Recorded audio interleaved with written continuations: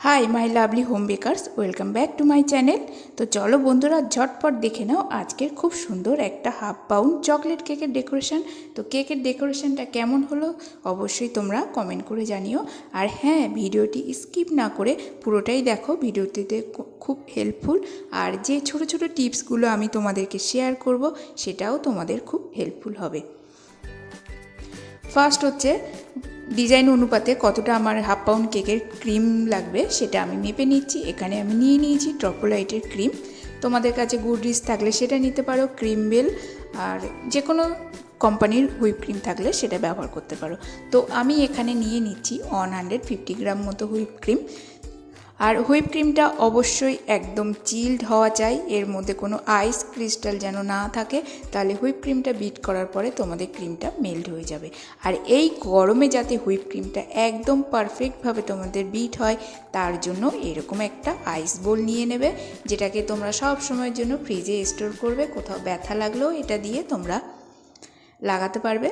এবার হুইপ ক্রিমের বাটিটা আমি আইস বোলের উপরে রেখে সুন্দর করে ফার্স্ট লো স্পিডে আগে বিট করব 5 মিনিটের জন্য, তারপরে মিডিয়াম স্পিডে 5 মিনিট, তারপরে হাই স্পিডে 10 থেকে 15 মিনিট মতো বিট করব। একদম টাইটলি ভাবে আমার ক্রিমটা বিট হয়ে যাবে। তো আমি এখানে যে ইলেকট্রিক বিটারটা ব্যবহার করছি সেটা হচ্ছে বাজাজের 300 ওয়াটের। তোমাদের কাছে যদি 400 ওয়াটের ইলেকট্রিক বিটার থাকে সেটাও তোমরা ব্যবহার করবে।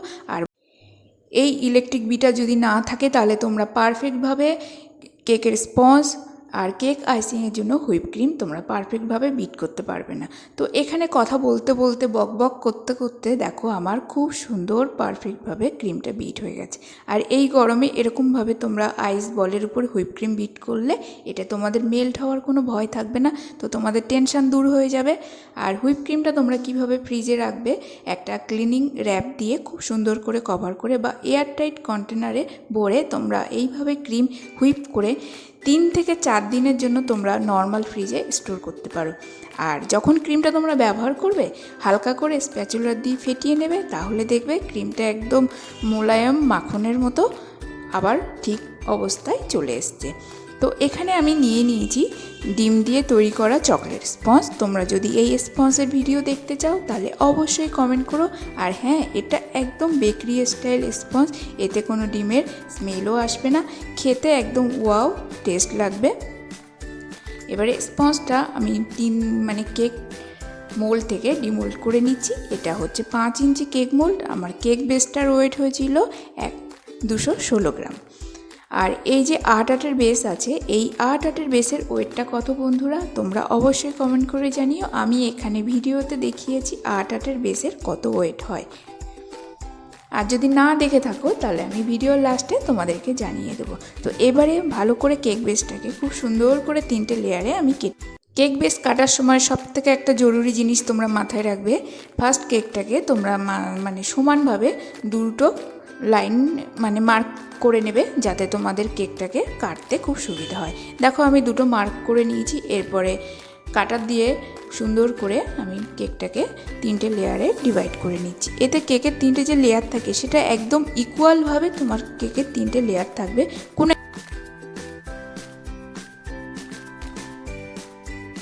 এবারে আমি নিয়েছি কেকের ফার্স্ট লেয়ার বলতে এটা 3টে লেয়ার করার পরে যে মাঝখানের লেয়ারটা থাকে সেটাকেই আমি সবার প্রথমে নিয়ে এখানে খুব সুন্দর করে জল দিয়ে সোক করে নিচ্ছি। এখানে আমি নর্মাল জল ব্যবহার করেছি, তোমরা চাইলে সুগার সিরাপও ব্যবহার করতে পারো বা চকলেট সিরাপ সামান্য জলের মধ্যে গুলে সেটা দিয়েও তোমরা সোক করতে পারো। আর সবার আগে খুব দুঃখিত, এখানে আমি দেখাতে পারিনি যে কতটা পরিমাণে আমি গানাশ রেডি করেছি। আমি নেক্সট ভিডিওতে কি করে চকলেটের গানাশ রেডি করতে হয় সেটা আমি দেখিয়ে দেবো।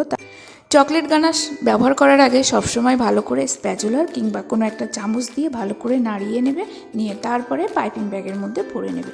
আর চকলেট গানাশ হ্যান্ডেলিং করতে অনেকের অসুবিধা হয়, তার জন্য এইভাবে একটা পাইপিং ব্যাগে ভরে নিলে তোমাদের গানাশটা লেয়ারিং করতেও সুবিধা হবে। তো এইভাবে পাইপিং ব্যাগে ভরে নিয়ে কাঁচি দিয়ে ছোটো করে কেটে নিলাম। নিয়ে এবারে কেকের সোকিং করা এই কেকের উপরে হালকা অল্প অল্প করে চকলেট গানাশটা লাগিয়ে দেবো। পাইপিং ব্যাগের সাথে লাগালে তোমার গানাশটা সব জায়গায় ইভেনলি লাগবে, কোথাও কম বেশি হবে না। তো এইভাবে তোমরা কাজটা করবে, দেখবে কাজটা তোমাদের সুবিধা হবে। যারা বিগিনার্স আছো তারা অবশ্যই পাইপিং ব্যাগের সাহায্যে চকলেট গানাশের কাজটা করবে। এতে কি হবে, চকলেট গানাশ ওয়েস্টও হবে না। আর যখন প্রথম আমিও কেকের কাজ করতাম তখন প্রচুর কেকের বাসন পড়তো। যখন একটা কেক রেডি হয়ে যেত তারপরে দেখতাম বেসিনে ভরা বাসন। এবার সেই জন্যই আমি যে ভুলগুলো করেছি সেগুলো তোমাদের যাতে না হয় সেই জন্য আমি বলে দিলাম।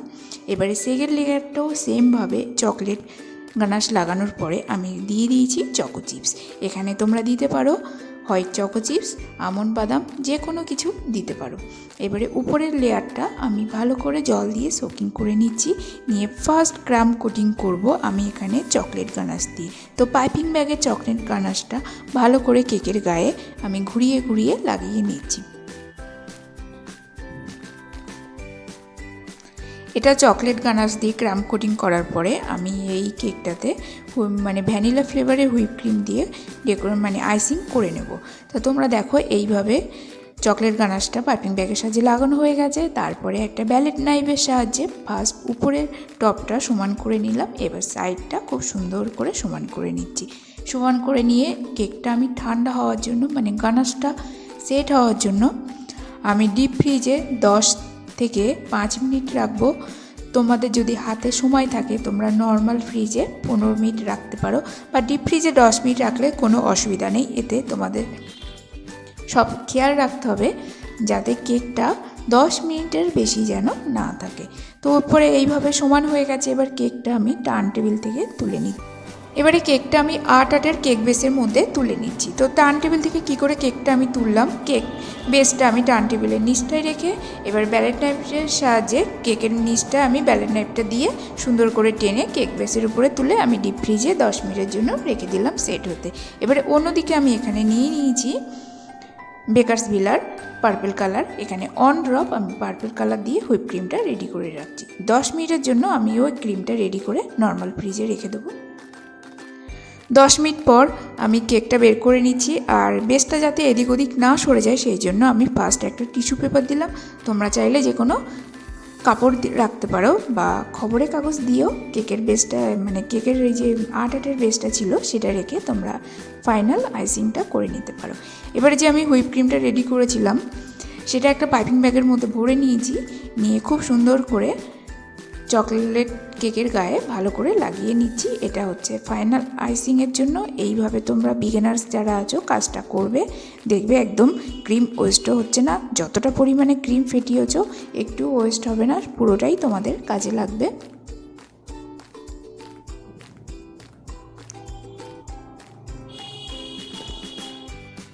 তো পুরো কেকটা ভালো করে আমার ক্রিম লাগানো হয়ে গেছে। এবারে ব্যালেট নাইফ দিয়ে ফার্স্ট আমি উপরটা সুন্দর করে সমান করে নেব আর এরপরে সাইডটাও করে নিচ্ছি। তবে এক্ষেত্রে তোমাদের একটা ছোট টিপস দিচ্ছি, কাজটা যখন করবে তখন খুব হালকা হাতে করবে, একটু প্রেশার দিয়ে করবে না। তাহলে কি হবে, তোমাদের খাওয়া কাজটা আরও নষ্ট হয়ে যাবে আর কেকটা করতেও তোমাদের অনেকটা সময় লাগবে, কিছুটা ক্রিম উঠে যাবে।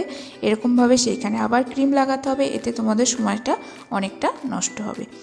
এবারে সাইডে আমি স্ক্র্যাপারের সাহায্যে সমান করে নিয়েছি। এবার উপরে যে ডিজাইনটা ছিল এই উপরটা একটু সমান করে নেওয়ার পরে একটা আমি নিয়েছি ফয়েলের ব্রাশ, সেটা দিয়ে এরকম ঢেউয়ের মতো করে আমি উপরে ডেকোরেশনটা করে দিয়েছি। এটা একদম কাস্টমার যেরকম ছবি পাঠিয়েছিল সেইভাবে করার চেষ্টা করেছি। এবার সাইডে এই যে স্প্যাচুলার আছে ব্রাশটা, সেটাও একটু টেনে টেনে নিচ্ছি, যাতে কি হয় কেকের গায়ে একটা যে কাঠের গুঁড়ির যে উডি টেক্সচার হয়, দাগ দাগ পড়ে, সেরকম একটা ভাব চলে আসবে। তো এইভাবে আমার উপর আর সাইডে কেকের ডেকোরেশনটা কমপ্লিট হয়ে গেছে। তো কেকটার আর তেমন কিছু কাজ নেই, আর একটা হচ্ছে উপরে আর সাইডে একটা বর্ডার দিলেই আমার কেকটা কমপ্লিট হয়ে যাবে। তো উপরে আমি ফুল করে নেব, তার জন্য আমি এখানে নিয়েছি অনিম নজেল।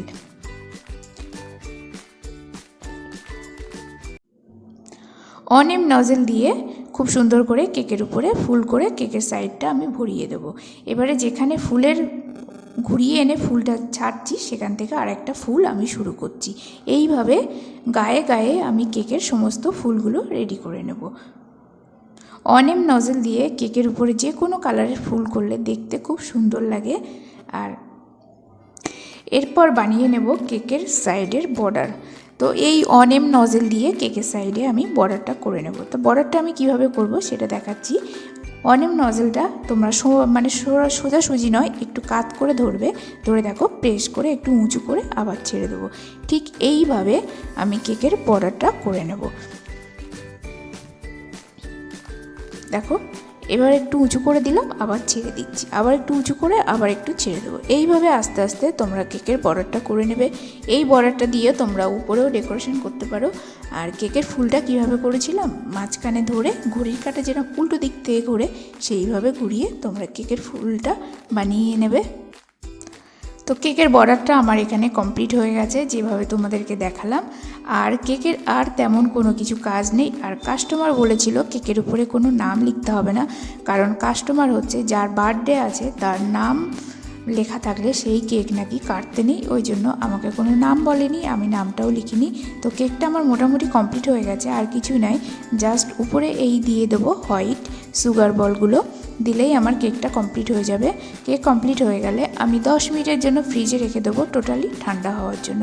10 মিনিট পরে আমার কাস্টমার আসলেই তাকে আমি কেকটা ডেলিভারি করে দেবো। কেকটা আমার সে বাড়ি থেকেই নিয়ে যাবে, এটাই যে আমাকে আর মানে কাস্টমারের কাছে গিয়ে ডেলিভারি করতে হবে না। এটা আমার অনেক পুরানো কাস্টমার, প্রচুর আমার কাছ থেকে কেক নিয়েছে। তো আমি এইভাবে সুগার বলগুলো ছড়িয়ে দিলাম। আর বন্ধুরা এইখানে কেকের কালারটা একটু মানে যে আমি পার্পল কালারটা করেছি হালকা, সেটা এখানে কম কম মনে হচ্ছে, কিন্তু যখন আমি দিনের আলো মানে যখন সূর্যের আলোতে নিয়ে যাচ্ছি, রুম থেকে বের করে বাইরে একটা ছবি তুলেছি, তখন দেখছি কালারটা আরও একটু বেশি ডিপ লাগছে। তো আজকের মতো এখানেই শেষ করছি ভিডিওটা। তো বন্ধুরা আজকের কেক ডেকোরেশনটা কেমন লাগলো প্লিজ অবশ্যই লাইক, কমেন্ট, শেয়ার আর সাবস্ক্রাইব করো। আর দেখে নাও আজকের কেকের ওয়েটটা কত হয়েছে, 677 গ্রাম। তাহলে আজকের কেকটা কত ওয়েটের ছিল, 500 গ্রাম।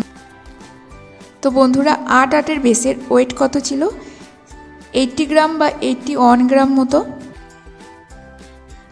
তো বন্ধুরা আজকের মতো এখানেই শেষ, দেখা হচ্ছে নেক্সট ভিডিওতে, কথা হচ্ছে নতুন একটা কেক ডেকোরেশন নিয়ে চলে আসবো। ততক্ষণ ভালো থেকো, সুস্থ